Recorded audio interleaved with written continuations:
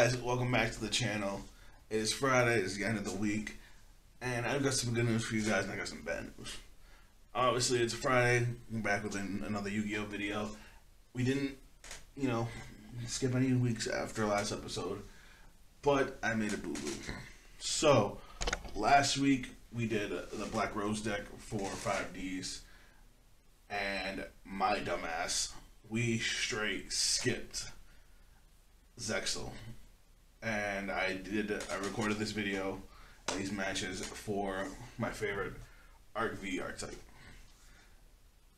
But I didn't realize it till after it was already recorded, and when I tried to quickly build my favorite Zexal era deck, it turned out the deck has way too many ultra rares, and it's going to take me a little bit to get that deck together. So, we're skipping Zexal today, and I'm going to show you guys my favorite Arc V deck, and then we'll go back and do Zexal next week. Now, my favorite Arc V deck is... With these two monsters, I build the overlay network and Xyz summon the Phantom Knights of Break Sword! Rise, my mighty beast!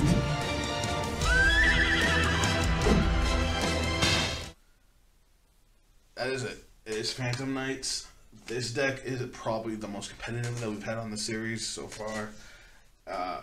I actually play this deck IRL in real life. It's a lot of fun. It's super versatile. The build that we're rocking with on Mashable is this. My build in real life is a little different, but we don't have access to all the cards on Mashable.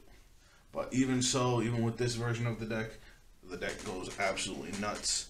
I've got two matches I want to show you guys because they're actually pretty short, because once Phantom Knights go off, you just annihilate your opponent.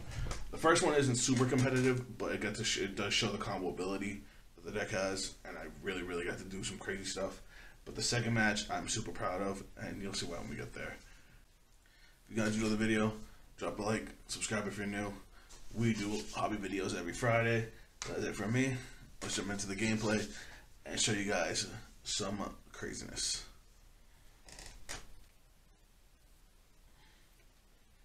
Alright, game one. So, I didn't actually understand what my opponent was playing until, well, you'll see.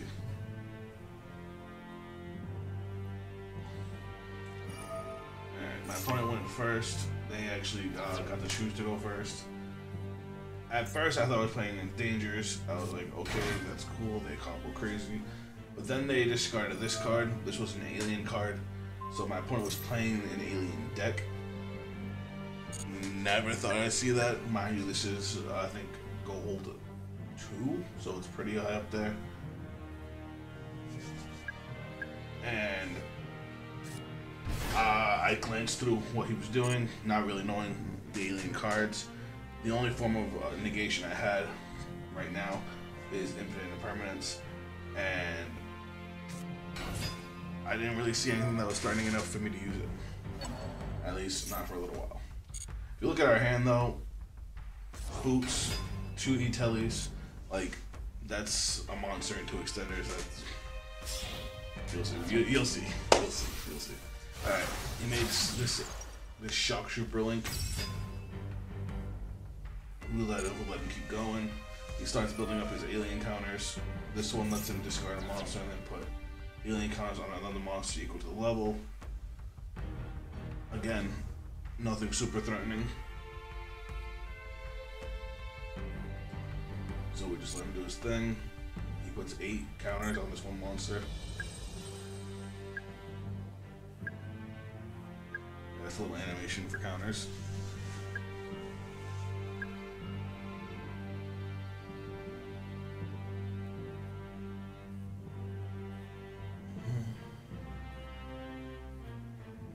I double checked this monster's effect to see if it gets like a power boost or something from the counters. It didn't. But he makes another Link monster. This thing had the only effect that was even remotely. Maybe I should stop this. Basically, it was going to give him a search. And I was just like, nah. He's got 1 card in hand, 2 monsters with no kind of disruption on the board. I was like, I think this is a good time to stop this combo. So we hit him with the impermanence, and that's that. He had no kind of impermanence.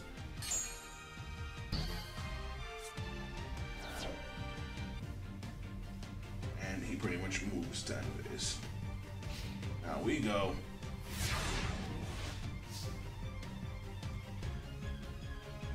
And we get Wheeler, which is another extender, and we're basically gonna go off. Now, let me pause this real quick. I've played Phantom Knights before, but originally I played just straight pure Phantom Knights. I didn't know about, you know, how people were putting in the psychic cards. So Wheel Leader. So I was new to this stuff, so when I first looked at this hand, I didn't know what I should start off with. I didn't want to mess it up. I wanted to get, you know, as much out of my hand as possible. And I kind of figured it out along the way.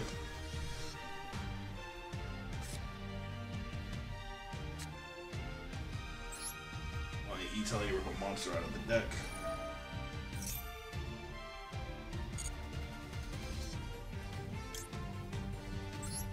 Set tracker. We decided to summon Boots because when we made Cherubini, you don't want to get Boots in the grave and start doing Phantom Knight things.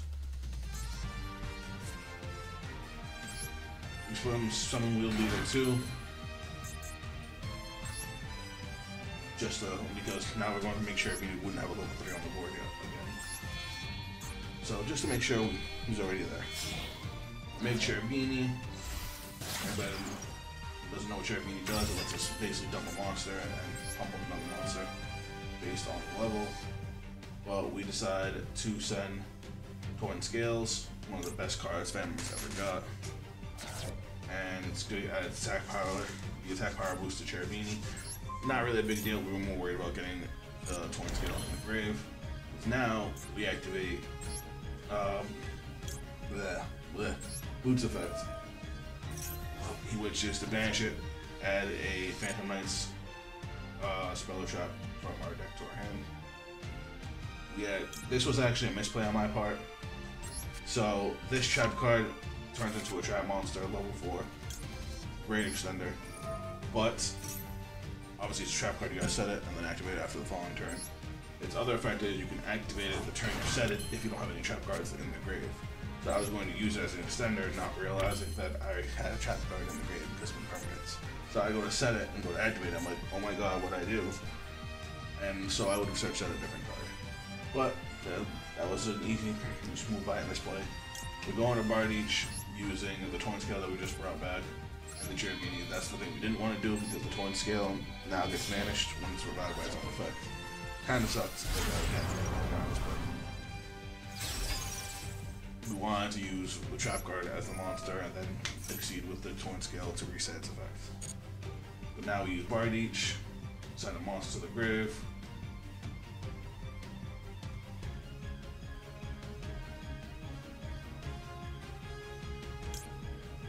We send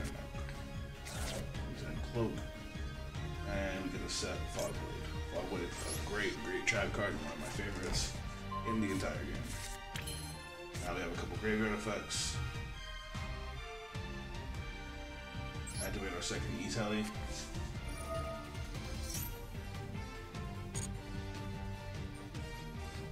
him with the tracker.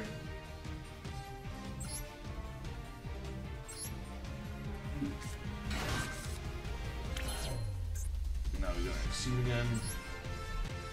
So here, trying to decide, do we want to go for destruction or we want to go for extension? Again, this is my first time really trying this version of the deck, so I want to see how far I can push it. We decided to go into Levier this time to see just how far we can keep going.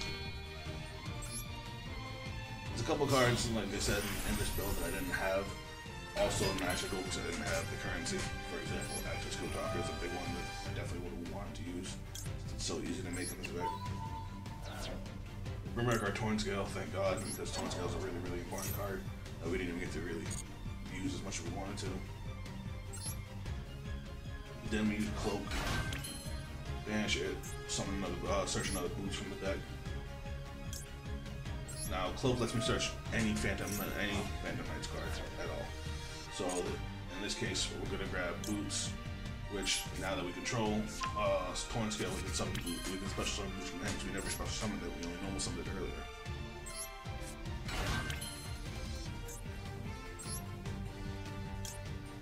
Now we go into this guy.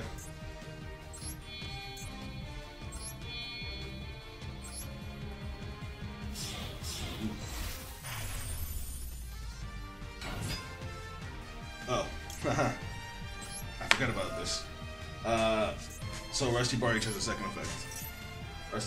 When you summon a dark XC monster to one of its arrows, you have to pop the card on the board on the other player's side of the board. Bang effect. Even if you trigger it during your opponent's turn. In this case, we summon Break Sword. That's pop his monster. Now we're using Break Sword's effect to pop his other monster plus Break Sword, which then Break Sword and brings back 2 more monsters. Now I wasn't sure I could kill him this turn. I could have. It was one of the cards. I didn't really know what it did. I didn't know how the attack point gain works. That was my bad. So I could have won with Arc Rebellion. Maybe the card I have an extra pick.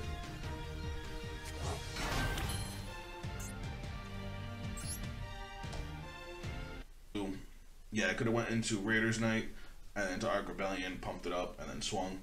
But I had never used Arc Rebellion before, so that was actually something that just went completely over my head. So instead, we set up a little bit of control.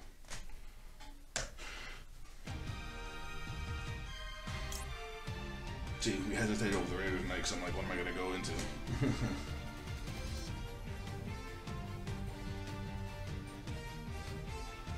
Instead, we ended up going for Evil Swarm Nightmare. We attack first. Not realizing if I, again, could have won the game right there. My bad.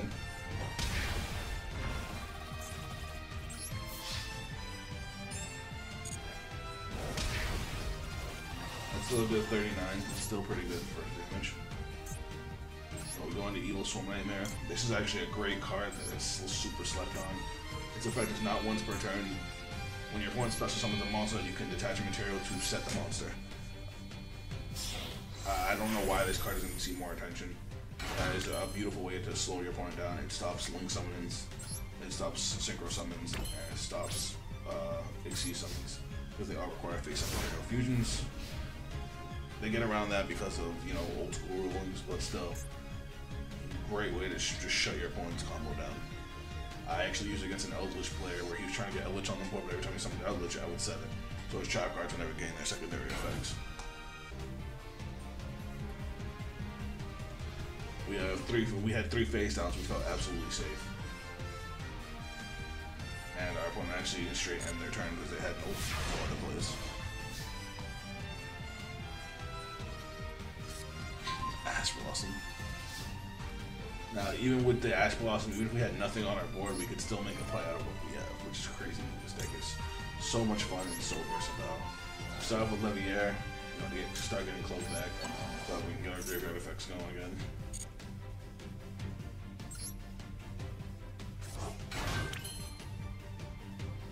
Check what's in the grave, what we can cobble with.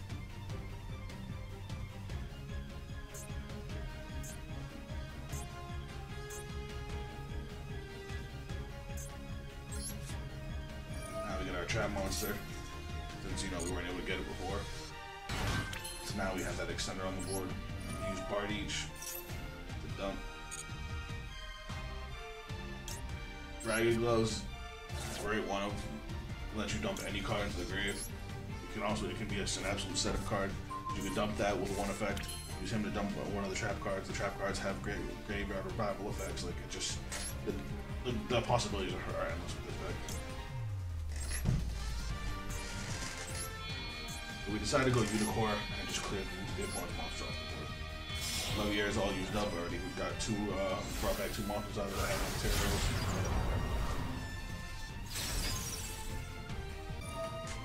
Now, looking at it again, obviously, as we watch this gameplay together, I could have summoned the Ash Blossom from hand and made a rank 3 and intended to extend. But I felt like the safest option was just to use the Unicorn, just to straight spin the card back. We ended up using Ragged Gloves' effect to dump Sword. Sword is cool because on field it has a protection effect, but in grave it's just a straight up revival effect. Gone and bring back a monster. The only reason we brought back Break Sword is because if our opponent had something to stop our attack, we still had, we still had an extra attack. This was almost, purely the flex. So then I'm swinging. Okay, and then Bar Beach for like I said, not super competitive. I mean, we're up against aliens, but this got to show you just some of what the deck is capable of. Some really, really cool combos, some different lines of play, different lines of thinking, and hell, I'm not even super optimal with the deck. Somebody else could have made an even better set of plays, or could have won faster. Now, game two, let's get into game two.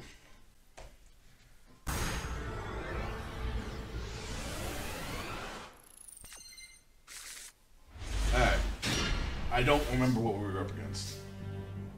The reason I'm excited, I was so proud of this game, is because of this. Oh, I do remember now.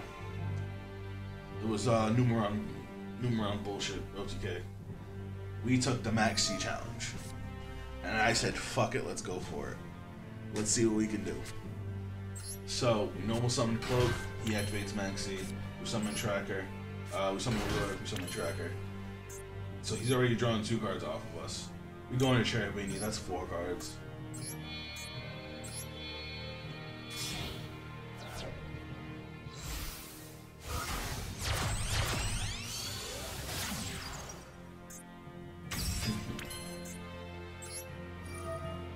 Use Cherubini, dump Torn Scale.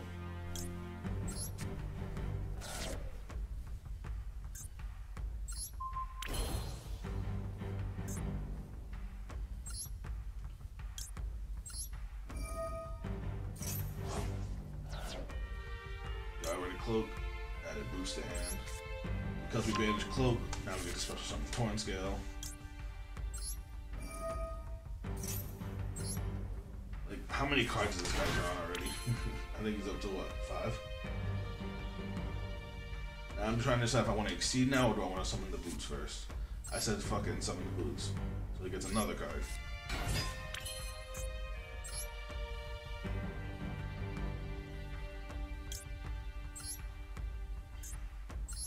See, I use the boots to make Bardiche with Cherubini instead of the Torn Scale because I don't want the Torn Scale to get banished. But again, it's another special token. Now, right now I'm thinking to myself, with these many cards, how many outs could you possibly have to what I have on the board? We go to Rusty, this is with that Ash Blossom. Rusty's effect to send a monster, makes it so that way it can be Ash, because then the other half of it is to send him a trap. But it drops the entire effect by getting Ash. So now, we're going to Exceeds, hit that Levier.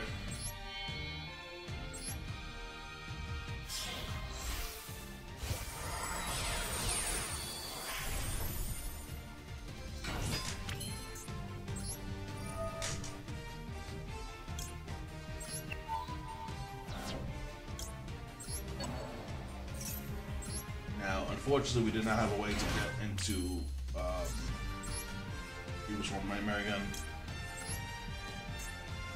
Actually, we probably could have if we had exceeded into no, because we had no way to destroy the Break Sword. So I was right. Here we decided to link into IP Masquerena, which is another option that we had with the Liver deck.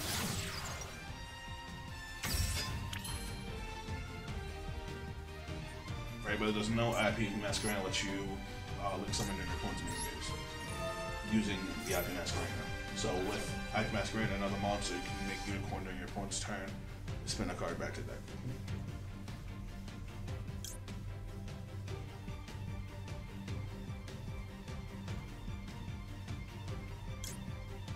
We grab File Blade. File Blade's good.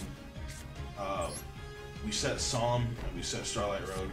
Starlight Road in case he tries to pop our back row or our front row. Here's why I made a misplay. Also, I have no cards in hand now. Masquerade can't really do much. You can go and she can, sure they can link, but if I go into Unicorn, Unicorn has no effect. But when you think about our back row, Solemn, we got a lot of gold. We had Solemn, Starlight Road, and Fog Blade. That's 3 really, really powerful interruptions.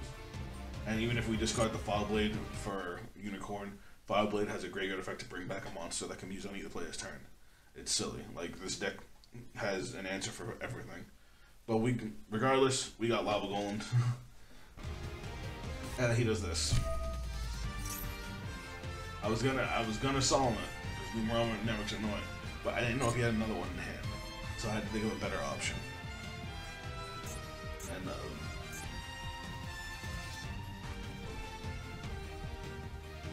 just look at that hand, man. So use Numeron Network, send the spell card from the deck. Summons the 4 monsters. You guys know how it goes.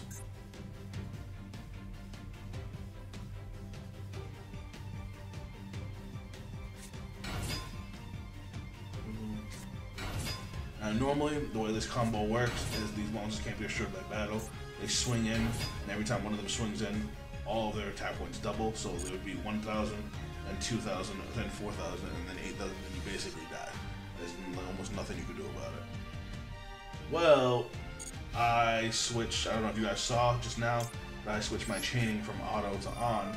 So as soon as he entered into his battle phase, I activated Fog Blade on my own monster.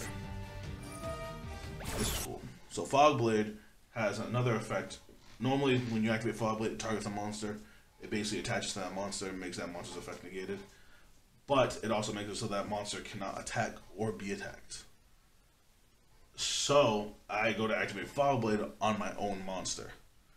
So I don't take any damage from Lava Golem, but he also can't attack Lava Golem, completely shutting down his combo. So as I activate Fog Blade, he tries to red reboot me. Red reboot, you can activate from hand by paying half your life points. It negates a trap card and then lets your opponent send a trap card from deck, but then they can't activate trap cards for the rest of the turn. But guys, what did we have face down? Also it's a counter trap card, so it's a spell speed 3. Can only be stopped with the counter trap card. And we had the 1 card ready to stop it. Solemn Judgment. Counter trap card, pay half your life points to negate the red reboot. Our opponent can't do anything else about it. I don't think there's another counter trap card in the game that he could have played with. Now Fog Blade attaches to our monster, and he can't attack our monster. Like, the fact that you can use Fog Blade like that in a defensive manner, I've won, this is one of many games I've won by making it so my opponent can't attack me because of Fog Blade.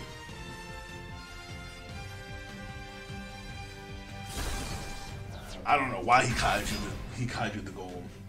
I guess he wanted the Fog Blade off the field. But by putting it in the graveyard, he just gave us another extender. He kaijus, and now the downside of his monster's effect goes, his spell card's effect goes off.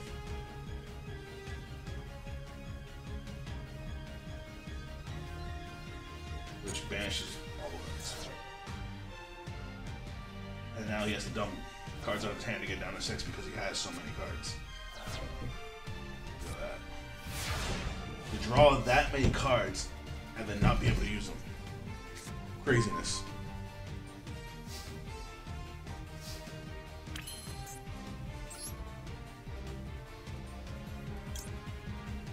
Start off with Cloak. Kakamucha Knight, and again, another extender. That's on the Cloak. This was entirely a bait. Entirely a bait. Because now, we can Fog Blade, bring back Bardiche, and go on a Bardiche, which sets us up even more than Cloak with that. And look, he goes to Max CS again!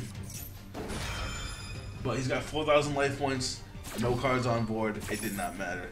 We were putting this man to sleep. We could have stopped here and just swung it out with the game. But we wanted to flex.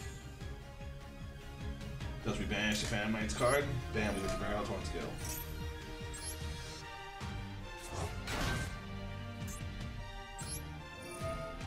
Rusty Bardiche, dump Dragon Glows, set another Fog Blade.